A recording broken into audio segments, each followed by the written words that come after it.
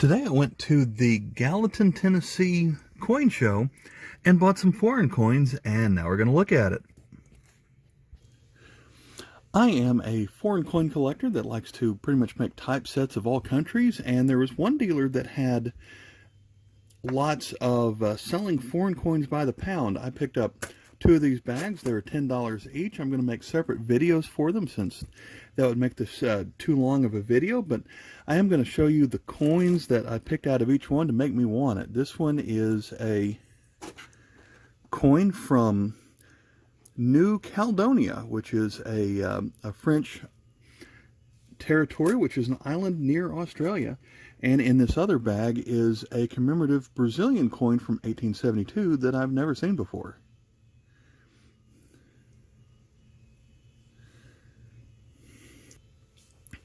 I bought one international banknote. They put it in a paper bag. It's going to be a World War II era Philippines peso, and this is when they were Japan occupied. And so at the time, the dealer was telling me he had several of these in his foreign banknote bin, and he said at this time the Japanese were printing their own Philippine currency, and so the official Philippines government went out, hid in the jungle, and produced these using materials they could find in the jungle. So the paper feels a little bit different than you would normally feel for banknote paper, and the ink is not as solid color as you would normally see on something like this. And so yeah, I'd heard of things like this before. I'd never seen this specific note, but he had mentioned that, and I'd heard this before on some of these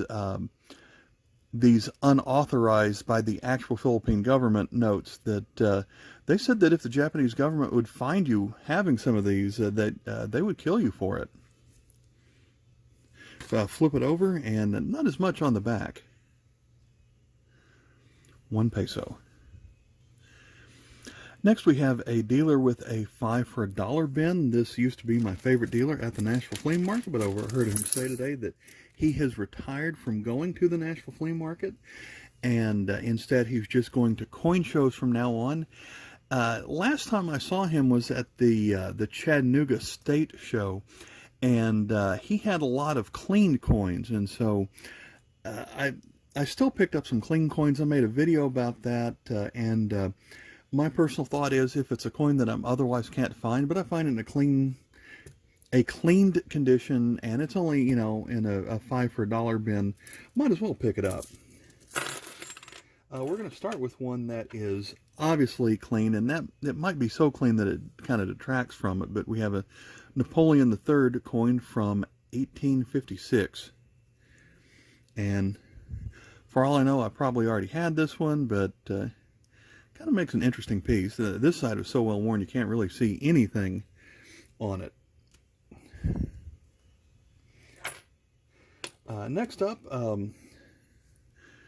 coin from Palestine, and maybe you like it with the way it looks clean. It makes it easier to look, to read anyway, but Palestine coins are sort of hard to find, and it seems like I can only find these 1 mil coins, but from 1927.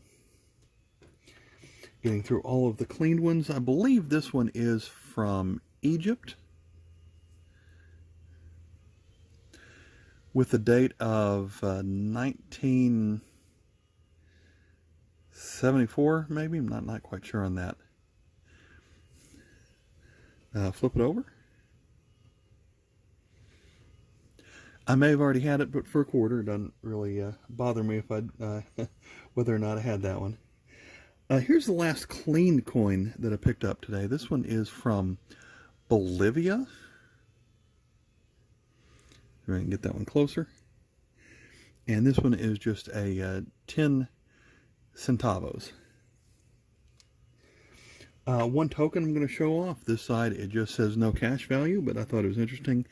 Had President Nixon on here, and as my no face value, not redeemable, as my mom or mother-in-law put it, had Nixon's distinctive nose on this coin. This coin is really beaten up. but I don't see it very often. It is a Soviet coin, so it says CCP on this side. It has some kind of something on top of it, some kind of dried goo on top of it. I don't think it's damaged other than that, but it's 15 kopeck, and it's the version where the number takes up most of the coin on this side.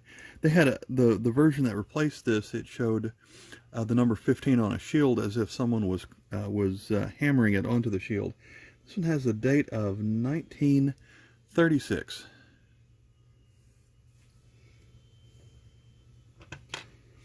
Next we have a coin from Denmark, dated 1934, when the monarch was Christian X, so it has a large C with the number X, a Roman numeral X inside of it for 10th.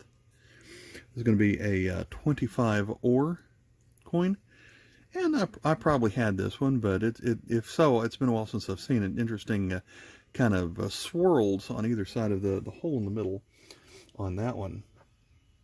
Next up, I just thought this coin, I'm pretty sure I had this coin, but this one was in fantastic condition. It's a Venezuela 5 Bolivares coin from 1989, and it's uncirculated with the Simon Bolivar on this side, so quite a large coin and nice condition. Next we have a German 2 mark coin. There are 2 marks and up tend to be commemorative coins, and this one's no exception. This one celebrates Max Planck, and it gives his dates of 1858 to 1947. And I remember when I forgot if it was physics or chemistry, but in high school, Planck's constant was a running joke with several of my friends. Next we have a small aluminum coin from the Congo. This one is just a 10 cent, or 10s, whatever that is. And flip that one over. 1967. So the currency is Singi, maybe?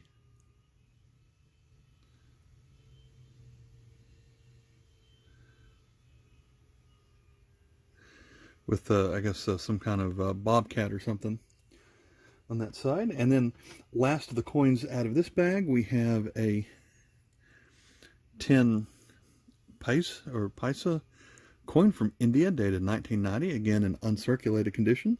Probably not that valuable of a coin, but I don't remember ever having this one. And even if I did, it is not one that I see all that often. Next up, I'm going to show some tokens that I picked up. I don't deal with tokens a lot, but there was a dealer there that specializes in nicer tokens. These were all $1 each. Here's one of JFK. I'm actually giving this one as a present to a JFK collector. Has a quote from his inauguration on this side. And this dealer did have tokens that were actual coins, and in this case, I know the coins from Marshall Islands kind of blur the line on what's a coin, what's a token, because these were never really meant to circulate. These were meant to be sold as commemorative items of sorts, but this one is just in time for the holidays. Here we have a Christmas $5 coin from 1996, and you can tell that this one was proof-like at one time, because it's got the mirror finish to the background on it. It's got a couple of angels on it. So that's the first Marshall Islands coin that I picked up. Here's another one. Has all their coins look the same on the other side. This one celebrates another $5 coin. Marks the 50th anniversary to the heroes of the Battle of Britain. So we've got a World War II era coin here.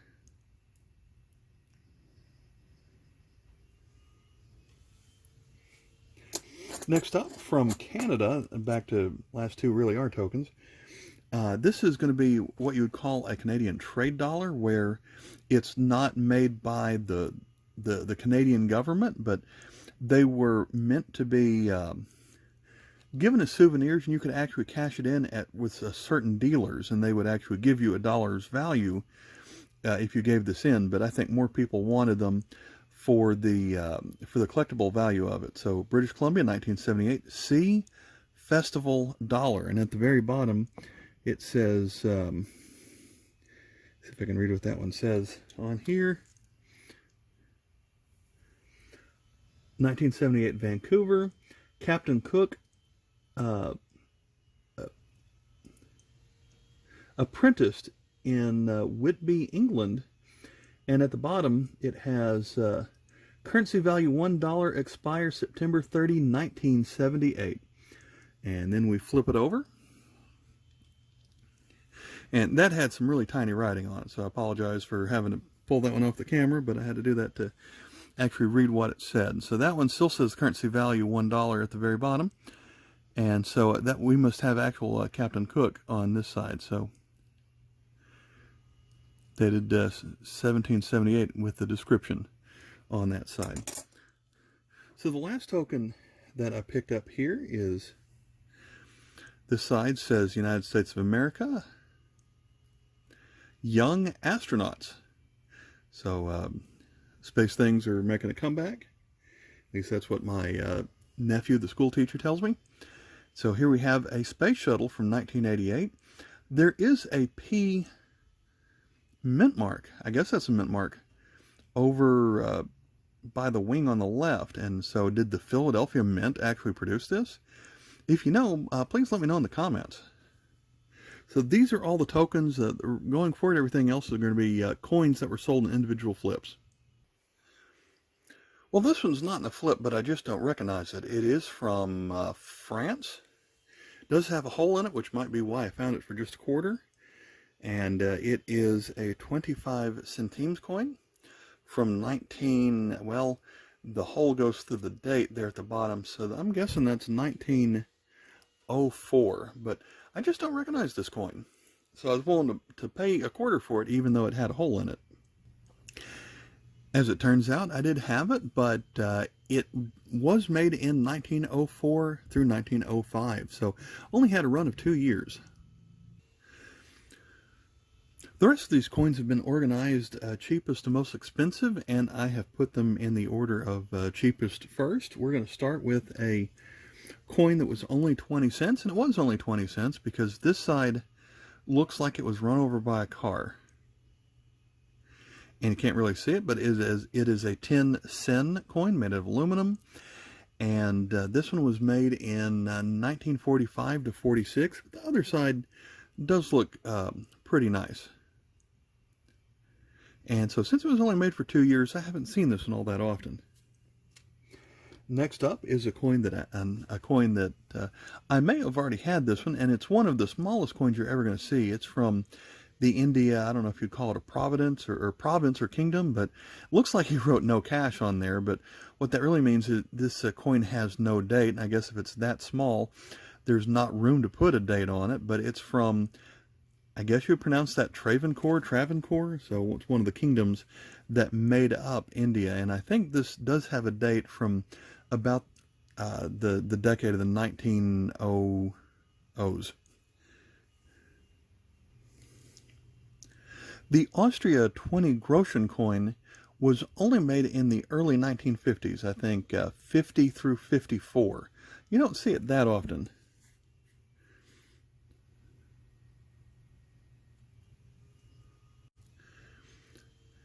Next we have a coin from the Netherlands East Indies.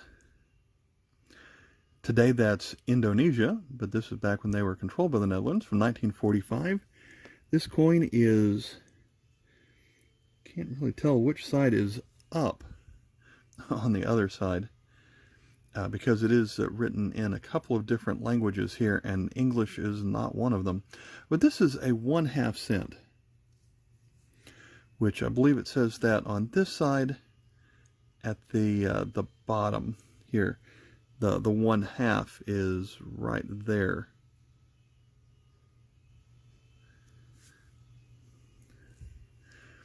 Next we have a coin from Swaziland. It's going to be the 2 Imolangini, and I'm just guessing on the pronunciation of that.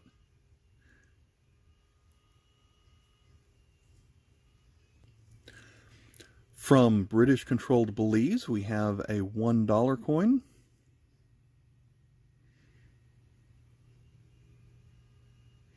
I do wonder if this is supposed to have an exchange rate that matches the American currency. Flip it over, we have Queen Elizabeth.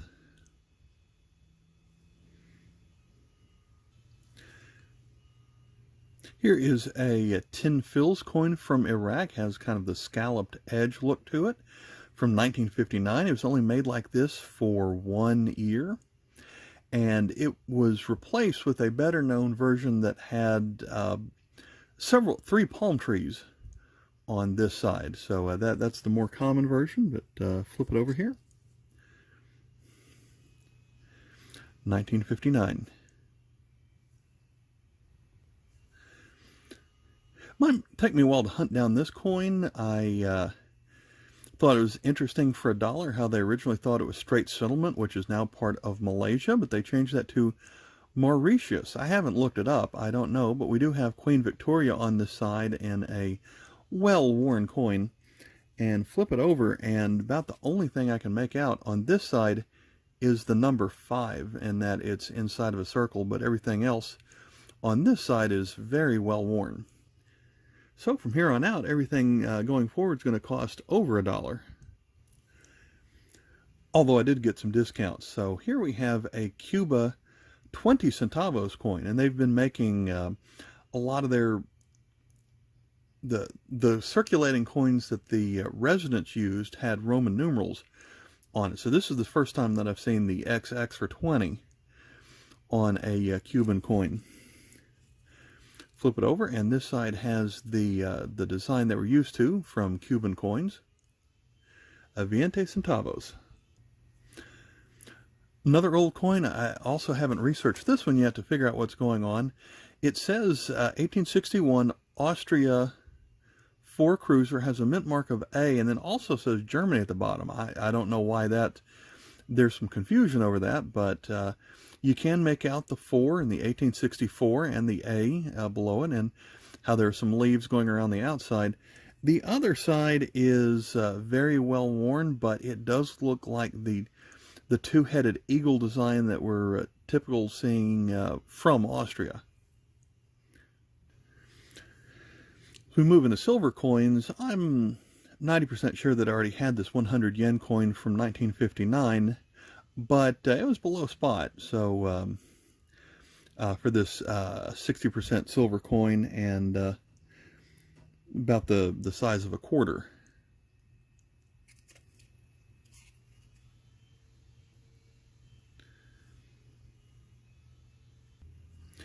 Here is a cleaned coin from Brazil, but it's from 1874, 40 reis. And at least that makes it easier to read. I would prefer an unclean coin, but I'll admit that is kind of a pretty look to it that I normally wouldn't see if it was all darkened.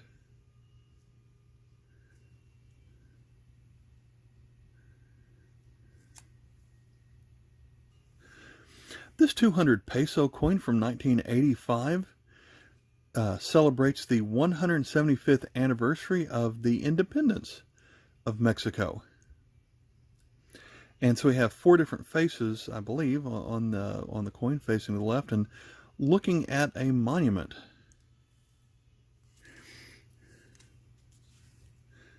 The back has the Mexican design that we're used to. This crown-sized coin comes in one of these oversized flips, so that's how you can tell it's good. I like how this dealer actually would print out details of the coins, even on some that were $3 or even less. So as you can see, Falkland Islands, 50 pence, 1977, and a small mintage for such a thing, but This is the Silver Jubilee year, 25th year of reign for Queen Elizabeth. And so that is has a neat uncirculated look to it. Here is a new country for my collection. Danzig is, at the time, from the 1920s and 30s, was an independent city-state of its own, but today is part of Poland, and so they made some hard-to-find coins. This is just one pfennig, but yes, does have a value about $7. Flip it over, we've got the crown and a couple of pluses on it with the date of 1937.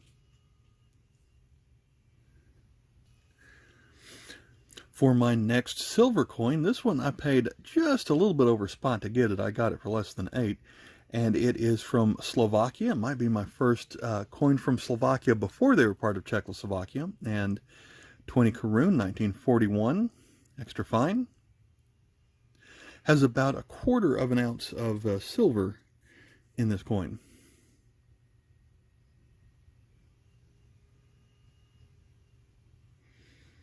So it was called Slovenska. Don't confuse that with Slovenia.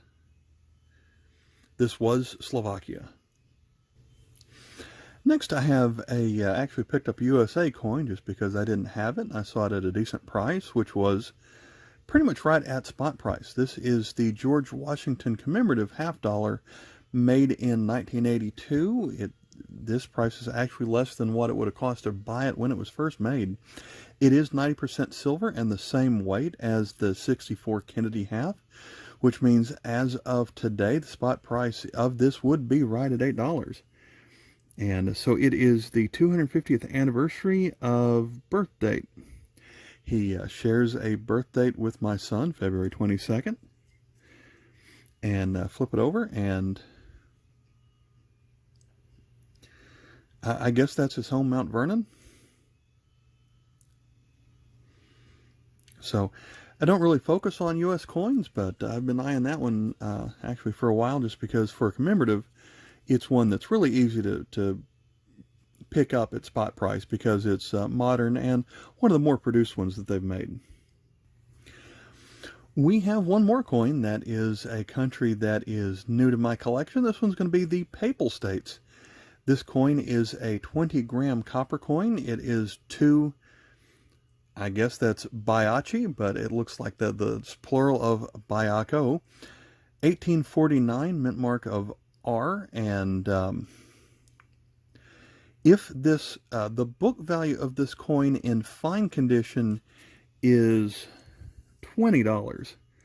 So I am happy to pick that up. Now, I had wrongly just assumed that Papal States was what they called Vatican City back before all of Italy unified into one country. That is not the case. It was actually a larger country. I think I read it was about 17,000 square miles, but still under the authority of the Pope. And so on this side, it's going to have the name of the pontiff as the ruler of the Papal States. And so it has that around the edge here. Pius IX is what I see written on this side.